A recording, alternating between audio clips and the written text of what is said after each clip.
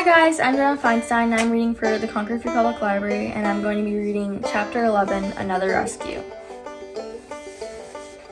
As soon as Batty had decided she must find Yaz, she tried to do just that.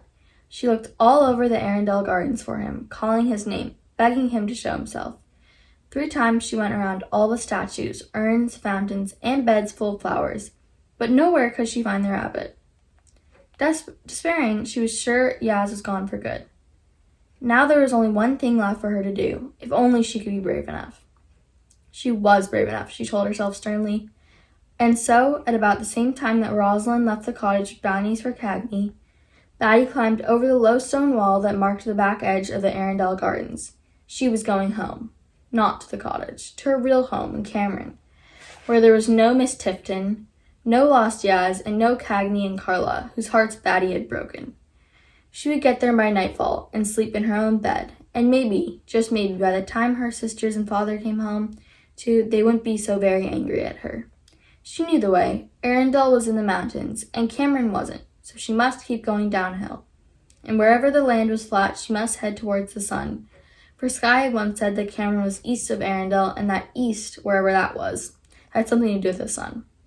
Unfortunately, soon the sun was overhead and gave no clues whatsoever, but still Batty plodded on.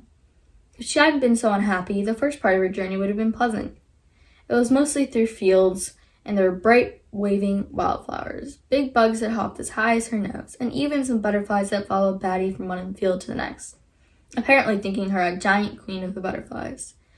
And just when she was so hot she thought she'd die, she came to a shallow, trickling stream, and she waded right in and sat down in the water, and thought how nice it was without an OAP to tell her no. But best of all was what she found in the field next to the stream. 2 horses standing behind a fence, just waiting for Batty to come along and pick handfuls of clover to hold up high enough so that they could snuffle at it with their velvety black lips. That is, the horses were the best of all, until Batty noticed that one was brown with spots like Yaz, and the other was white like Carla, and that they nuzzled each other with great affection, and she thought about how sad they would be if one of them ran away and left the other alone forever. Batty said goodbye to the horses and trudged off. "She's not here in the garden," said Rosalind. She, Geoffrey, Skye, and Jane had just met back at the Marble Thunderbolt Man for a statue report. "I checked all around the carriage house and my house, and with Churchy. She hasn't seen Batty all day, and Cagney's still not back. She's not in the cottage. After Skye and I took Hound back, I looked in every room, under the beds, in her secret passage closet, everywhere," said Jane. "And I searched all over the cottage grounds," said Skye. Rosalind shaded her eyes from the sun and stared into the distance, first in one direction and then another, hoping desperately for a glimpse of a little girl in wings. But there was nothing except gardens and farther away trees and then mountains. "It's time to tell Dad." She was very pale. "He's not back from town yet," said Jane. "Then what should we do? What can we do? Oh, this is all my fault, and I promised Mommy I would take care of her." Rosalind's legs clapped, and she sank to the grass sobbing. Jane clumsily patted her, but this only seemed to make her cry harder. "We've got to find Batty," said Skye to Geoffrey and Jane. "What about Hound?" said Geoffrey. "What about him? Can he track people?" The 3 Penderwicks started at Geoffrey. Why hadn't they thought of that? A little color came back into Rosalind's face, and she leapt to her feet. "Come on," she cried, and took off for the cottage, the others tearing after her. Hound was in the cottage, barking like an insane creature. As soon as Rosalind opened the front door, he made a determined dash for freedom, almost knocking down Jane, but Geoffrey tackled him and held on until they could explain to him what had been done. "Jane, go get something of Batty's," said Rosalind. It took only a minute for Jane to fetch Funty from Batty's bedroom. Rosalind stuck the blue elephant under Hound's nose. "Find Batty," she said. Hound gave her a look of great disdain. He knew his job better than they did. "I think he understands," said Geoffrey. "I hope so," said Rosalind. "Let him go. We'll follow him." In a flash, Hound was out the door and speeding towards the hedge tunnel. Batty had been walking in the hot sun for over 2 hours, though she herself didn't know how long it had been. She had no watch and couldn't tell time, anyway. She only knew that she was hungry and thirsty and tired, and now she had come to a road. As roads go, it wasn't a busy one. She had been sitting there for a few minutes already, and not one car had gone by. But a road was a road, and her father had forbidden to ever cross one by herself. Her spirits were flagging. Cameron now seemed too far away to reach before night came, and she wished all of a sudden that she could turn around and go back to the cottage. But she couldn't go back. She had to go forward, which meant that she had to cross this road. Batty looked left, then right, then left again. There were still no cars. She closed her eyes for courage, but one hesitant foot on the asphalt, then paused. She had heard something. Could it be? Yes, there it was, a bark. Batty whirled around and saw the most wonderful dog in the world flying straight toward her.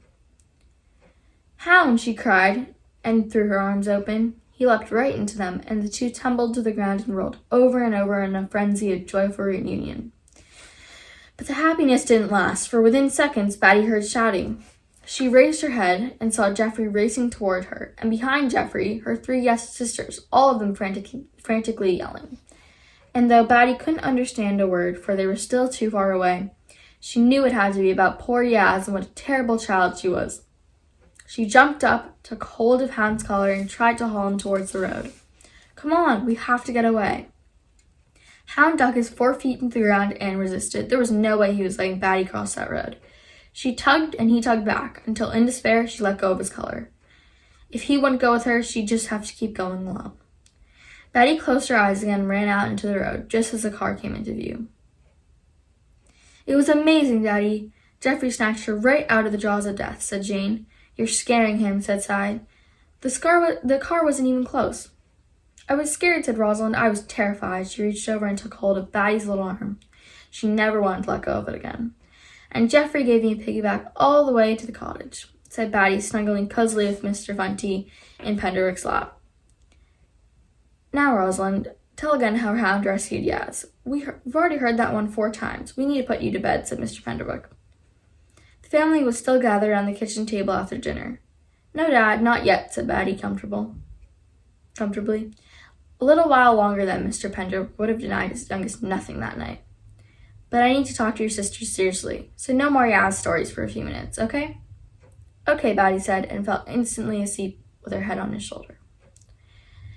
Mrs. Tipton called me this afternoon, said Mr. Penderwick. Uh-oh, said Skye. She was rightly upset about Hound racing around her gardens, and I apologized and assured her that it would never happen again. As it will not, he said, looking under the table at Hound, who was finishing off a steak grilled just for him. But that wasn't the difficult part of the conversation. Mrs. Tipton also let me know in strong language that I don't exercise enough control over you girls. Oh, said Rosalind, offended. What did you say? Asked Guy. Satis eloquente sapiente parum. His daughters looked at him with blank faces. Yes, well, Mrs. Tipton doesn't know Latin any more than you girls do, thank heavens. It wasn't a particularly polite thing to say, especially as she may be right. Of course she's not right, said Rosalind. Look at what happened today, he said. Could I ever have forgiven myself if we lost Batty for good? Oh, we didn't, said Skye. Mrs. Tipton doesn't know what she's talking about, Daddy, said Jane. You're a perfect father. Not perfect, Jane-o. Mr. Penderwick shook his head. There's more. Mrs. Tipton seems to believe that the Penderwicks are a bad influence over Geoffrey. According to her, when she told him to go back to Arundel Hall after the Hound incident, not only did he refuse, but he didn't come home for another hour. He was busy finding Batty, said Skye. I know that, and you all know that. Mrs. Tipton's idea is that Geoffrey is suddenly rebellious, and it's because of you girls. If Geoffrey is rebelling, which I don't admit for an instant, it's because of awful Dexter, not us, said Skye. And Dexter is Mrs. Tipton's boyfriend, said Rosalind. He's not nice. Though not as unnice as Mrs. Tipton, said Jane. Almost, said Skye darkly. It's a wonder even she can put up with him. People sometimes make unexpected choices when they're lonely, said Mr. Penderwick. Mrs. Tipton? Lonely? Rosalind hadn't thought of that. Good grief, don't start getting all sympathetic, said Skye. You can't feel sorry for someone who thinks that we, the Penderwicks, are a bad influence on Geoffrey. We're not, are we, Dad? Said Jane. I see nothing in Geoffrey to make me think he's under any bad influence whatsoever, let alone yours. He's a great boy, and now that he's saved Batty's life twice, said Jane.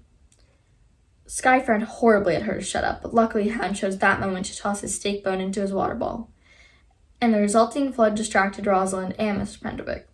When the mess was cleaned up, Mr. Penderwick started again. As I was saying, in some cultures it's believed that when a person saves someone from death, he or she forever owns part of that someone's soul. So Geoffrey is now linked to our family whether he likes it or not. That's kind of romantic, said Skye. Romantic schmomantic. What the heck would Jeffrey do with Batty's soul? Said Skye. Batty opened her eyes sleepily. He could marry me. Marry you? Jane and Rosalind laughed while Skye fell off her chair and rolled around the floor like a hound when his back itched. Nevertheless, said Mr. Penderwicks seriously. His daughters knew that tone. Everyone quieted down, and Skye got back into her chair. We must remember that we're guests here at Arundel. I know that Mrs. Tifton is not the warmest of women, and the one time I met her with Cagney, she tried to impress me with her knowledge of Campania perscifolia. She pronounced it Campanula perscifolia. Well, that's besides the point. What I'm trying to say is that whatever you think of Mrs. Tifton, you must still be on your best behavior in her home. You're right, Dad, said Rosalind. We'll be perfect ladies. I won't, said Skye. I will, however, be gentlemanly. It's the same thing in the end, said Jane.